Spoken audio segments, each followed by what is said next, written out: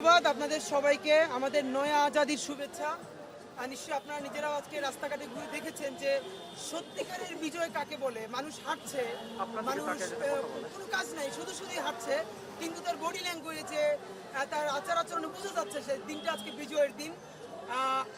15 বছর তো বটেই, আমার জন্মের পরে দেখি নাই যে মানুষ এমন স্বতঃস্ফূর্ত কোনো বিজয় দিবস যেখানে হিন্দু, মুসলিম, বৌদ্ধ, খ্রিস্টান প্রত্যেকটা সংগঠন যে যার মতো করে বিজয় দিবস উদযাপন করছে। কারণ এই বাংলাদেশের মানুষ সম্ভবত প্রথম যে ফিল করছে যে প্রকৃত অর্থে স্বাধীনতাটার মালিক সে এবং স্বাধীনতাটা তার। আমরা জানি না আগামী 16 ডিসেম্বরেও এই অবস্থা থাকবে কিনা, এই স্বাধীনতার মালিক বাংলাদেশের জনগণ থাকবে কিনা, কিন্তু অভূতপূর্ব আজকে আপনি নিশ্চয়ই খেয়াল করেছেন যে আজকে আমরা ইনকিলাব মঞ্চের পক্ষ থেকে যে বিজয়ের লাল জুলাই যে আয়োজন করেছি একদম সকাল থেকে শুরু করে আমরা আজকে ইনশাল্লাহ 8টা পর্যন্ত চলবে। এখানে আমরা একটা নতুন জিনিস আজকে করেছি। আমাদের বাংলাদেশে একটা খেয়াল করবেন, শেখ মুজিবকে বলা হচ্ছে 1000 বছরের শ্রেষ্ঠ বাঙালি, কিন্তু 1000 বছরের শ্রেষ্ঠ বাঙালির ইতিহাস শুরু হয় 1971 থেকে, মানে 50 বছর আগে থেকে। মানে তারা নিজেরাই বলছে যে 1000 বছরের শ্রেষ্ঠ বাঙালি কিন্তু শুরু হচ্ছে তাদের 71 থেকে। আমরা আমাদের ইতিহাসকে কারামুক্ত করেছি, আবার বলছি আমরা আমাদের ইতিহাসকে কারামুক্ত করেছি। এর মানে আমাদের ইতিহাস তো অন্তত 1000 বছরের। আপনি ন্যূনতম শুরু করতে হবে আমাদের গত 200 বছরের পলাশী ট্র্যাজেডি থেকে। 190 বছর আমাদের দাদারা পরদাদারা ব্রিটিশদের বিরুদ্ধে লড়াই করেছে। লড়াই করতে করতে সিপাহী বিপ্লবে আমাদের দাদাদের পরদাদাদের লাশ ঢাকার বিভিন্ন জায়গায় লাশ ঝুলানো ছিল গাছে। আমাদের বাহাদুর শাহ পার্কে, যেটাকে আগে ভিক্টোরিয়া পার্ক ছিল, সেখানে আমাদের পূর্বসূরীদের লাশ ঝুলিয়ে রাখা হয়েছে শুধু ব্রিটিশদের বিরুদ্ধে বিদ্রোহ করার অপরাধে। সুতরাং সেই লাশ নামতে দেওয়া হয় না যাতে মানুষের সাহস না করে। আমরা যদি সেই জিনিসটাকে অ্যাকনলেজ না করি, ইতিহাস তো নতুন একদিন থেকে শুরু হয় না। সুতরাং 190 বছর এই বাংলার মানুষ বুক চিতিয়ে লড়াই করেছে। তিতুমিরিরা, হাজী শরীয়তুল্লাহরা, মঙ্গল পান্ডে থেকে শুরু করে হাবিলদার রজব আলী থেকে শুরু করে, সেটার প্রথম বিজয় আমরা 1947 সালে পাকিস্তান কায়েম করার মধ্য দিয়ে শুরু করেছি। এবং আমাদের বাংলাদেশে গত 50 বছরে এমন একটা ইন্ডিয়ান ন্যারেটিভ তৈরি করা হয়েছে যে পাকিস্তান তৈরি আমরা করি নাই, আমরা হলো বাংলাদেশ কায়েম করেছি। অথচ আমরা এখন বলি যে এই বাংলাদেশের জনগণের, বাংলাদেশের জনপদের এই মানুষেরা, আমাদের বাবারা, আমাদের দাদারা পৃথিবীর এমন একটা জনপদের মানুষ যারা অন্তত গত 70 বছরের মধ্যে পরপর 3টা আজাদি তৈরি করেছে। 1947 সালে আমাদের দাদারা ব্রিটিশদেরকে দাঁড়িয়ে প্রথম পাকিস্তান তৈরি করেছিল। আপনি ভাবুন, পশ্চিম পাকিস্তান এবং পূর্ব পাকিস্তান, এর মধ্যে জনগণ কোথায় বেশি ছিল? নিশ্চয়ই পূর্ব পাকিস্তানে। তাহলে পূর্ব পাকিস্তানের মানুষ বেশি থাকার কারণে জনসংখ্যায় সে যদি পাকিস্তান কায়েমে আন্দোলনে শরিক না হতো তাহলে জীবনেও পাকিস্তান কায়েম হতো না। সুতরাং আমাদের দাদারা বুক চিতিয়ে লড়াই করে পাকিস্তান কায়েম করেছে। এমনকি তারা যে শেখ মুজিবের বইয়ের নাম বলে অসমাপ্ত আত্মজীবনী, সেটাও আওয়ামী লীগ পড়ে না, ছাত্রলীগও পড়ে না। তারাও তাহলে বুঝতো যে শেখ মুজিব পাকিস্তান কায়েম করার জন্য তার জীবন কিভাবে দিতে চেয়েছে। সুতরাং আমাদের 47কে ভুলিয়ে দেওয়া হয়েছিল, আমরা সেটা আর ইনশাল্লাহ আমরা ভুলতে দিব না। আমাদের বিজয়ের প্রথম আজাদির প্রথম ধাপ 1947। এরপরে 47 আমাদের আকাঙ্ক্ষা বাস্তবায়ন না হওয়ার কারণে আমরা বাংলাদেশ আবার একটা 1971 করলাম।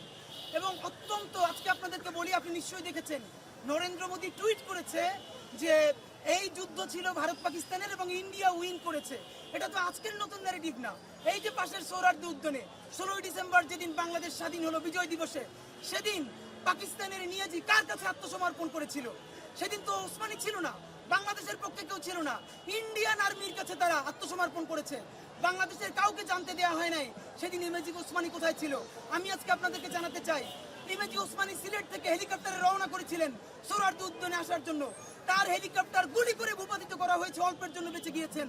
এবং সেই গুলি কারা করেছে? ওপার সীমান্ত থেকে গুলি করা হয়েছে যাতে ইমেজি ওসমানী বাংলাদেশের পক্ষে প্রতিনিধিত্ব না করতে পারেন। এইভাবে আমাদের 71-এর অর্জন ভারত এবং আওয়ামী লীগ কুক্ষিগত শুধু করে নাই। আপনি খেয়াল করেন, আজকে তারা বলছে এই যুদ্ধ ভারত পাকিস্তানের। তাহলে তারা কি করেছে? তারা এই যে আওয়ামী লীগ বলছে 30 লক্ষ শহীদ, আজকে দুইটা দায় ভারতের এবং আওয়ামী লীগকে বাংলাদেশের মানুষের নতুন করে প্রশ্ন করতে হবে। প্রথম দায়, ভারত বলছে ভারতের 7 সিস্টার্স মানে রক্ষা করবার জন্য তার অত্যন্ত জরুরি ছিল পূর্ব পাকিস্তান ভেঙে দেয়া। আমি আপনাদেরকে আজকে দ্বিধাহীন কণ্ঠে বলতে চাই, 1971 সনে ভারত যদি আমাদের সাথে নাও থাকতো, 81-তে অথবা 91-তে অথবা 2001-এ নইলে 2011-তে আমরা স্বাধীন হতাম। ভারতের সাহায্যে আমাদের কোনোদিন স্বাধীন হওয়া লাগতো না, কারণ পৃথিবীতে একই ভূখণ্ডের মধ্যে এখন 3টা-4টা দেশ স্বাধীন হয়ে যায়। সেখানে 1000 মাইল দূরে একটা নতুন দেশ, অন্য দেশ যার সংস্কৃতি ভিন্ন, মাঝখানে শত্রু দেশ, এই দুই পাকিস্তান কোনোদিনই একসাথে থাকতো না।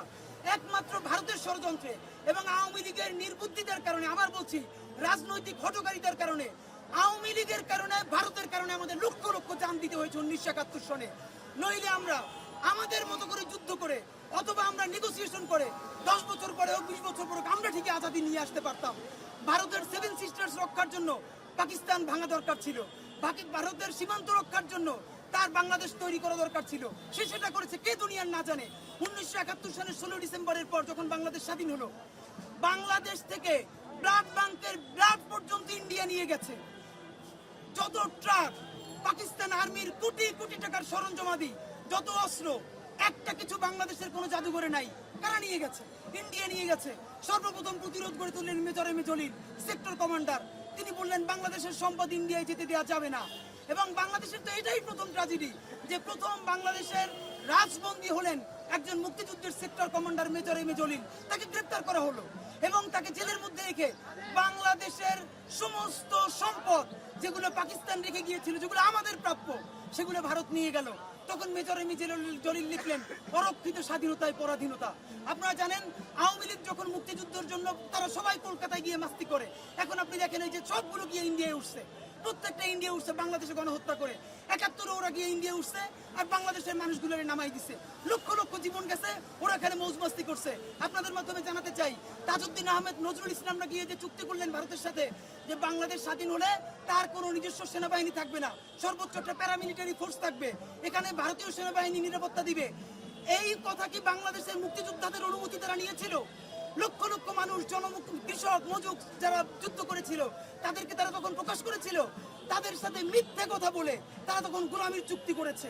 তাহলে আজকে আওয়ামী লীগকে প্রশ্ন করতে হবে, তারা যে এই মিথ্যা চুক্তি করে বাংলাদেশের জনগণকে মিথ্যা কথা বলে তাদের জীবন নিয়ে তারা গিয়ে ভারতের সাথে গোলামির চুক্তি করেছে, সেই মুক্তিযুদ্ধের ব্যবসা সে কিভাবে এতদিন করলো?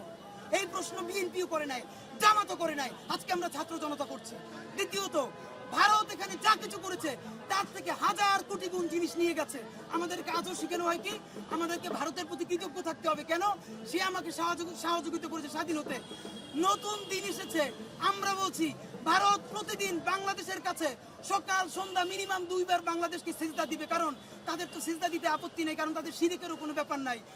বাংলাদেশ যদি 1971 সনে ভারতকে সাহায্য না করতো তাহলে আজকে 7 সিস্টার্সের 7টা নতুন দেশ হয়ে যেত। বাংলাদেশ যদি 1971 সালে নিজের জীবন না দিত তাহলে তার সীমান্ত আজকে অরক্ষিতই শুধু হতো না। আপনি ভাবেন, ভারতের এক পাশে চীন পারমাণবিক রাষ্ট্র আর এক পাশে পশ্চিম পাকিস্তান পারমাণবিক রাষ্ট্র। আজকে যদি পূর্ব পাকিস্তানও থাকতো আর একটা পারমাণবিক রাষ্ট্র থাকতো, ভারত নিঃশ্বাস ফেলতো কোথায়? তার তো নিঃশ্বাস ফেলার জায়গা নাই। আমরা তার সীমান্ত সিকিউর করে দিয়েছি, আমরা 7 সিস্টার্সকে সিকিউর করে দিয়েছি। সুতরাং ভারত প্রতিদিন বাংলাদেশকে সকাল সন্ধ্যা সিজদা করবে যে আমরা তাকে নিরাপত্তা দিয়েছি, সে আমাকে নিরাপত্তা দেয় নাই। সুতরাং ভারতের এই বয়ান আমরা ভেঙে দিচ্ছি। ইনশাল্লাহ নতুন জাতি নতুন করে জানবে। আওয়ামী লীগকে আমরা বলছি তারা শুধু বাংলাদেশের মানুষের জীবন ব্যবহার করে তারা মুক্তিযুদ্ধ দখল করেছে। আমরা আজকে একটা নতুন কাজ করেছি, আপনি অবশ্যই আমাদের ছবিগুলো ঘুরে দেখেছেন। আমাদের 1947 সাল থেকে শুরু করেছে, জিন্না থেকে শুরু করে আবু সাইদ। জিন্না নাম বললে বাংলাদেশের ইজ্জত যায়। 1947 সালে পাকিস্তান কায়েম যিনি করেছেন মোহাম্মদ আলী জিন্নাকে আমরা শ্রদ্ধার সাথে স্মরণ করছি। তিনি যেটা যেটা খারাপ করেছেন তার প্রতিবাদ করছি, আর পাকিস্তান কায়েমের জন্য তার অবদানকে আমরা স্বীকার করছি।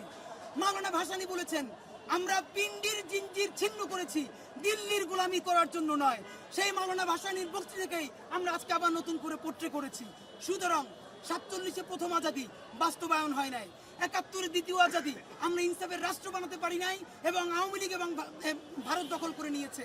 তারই প্রতিফলনে 2024 হয়েছে এবং এই 24 আন্দোলনের একক কোনো নেতৃত্ব নাই, কোনো দল দখল করার সুযোগ নাই। এই 24-এর আন্দোলন করেছে বাংলাদেশের আপামর ছাত্র জনতা, প্রত্যেকেই আন্দোলনের কর্মী, প্রত্যেকেই আন্দোলনের নেতা। সুতরাং আমাদের দাবি, আমাদের আজাদির প্রথম পর্ব 47, দ্বিতীয় পর্ব 1971 এবং আজাদির ইনশাল্লাহ তৃতীয় পর্ব আমাদের জুলাই 2024। এই 24-এ আমরা ইনসাফের রাষ্ট্র বানাবো, আর যদি তাতে ব্যর্থ হই তাহলে আমাদের পরবর্তী প্রজন্ম আবারও চতুর্থ আজাদি বানাবে, পঞ্চম আজাদি বানাবে। ততদিন না পর্যন্ত ইনসাফের রাষ্ট্র কায়েম হবে, ততদিন পর্যন্ত আজাদি চলবে ইনশাআল্লাহ।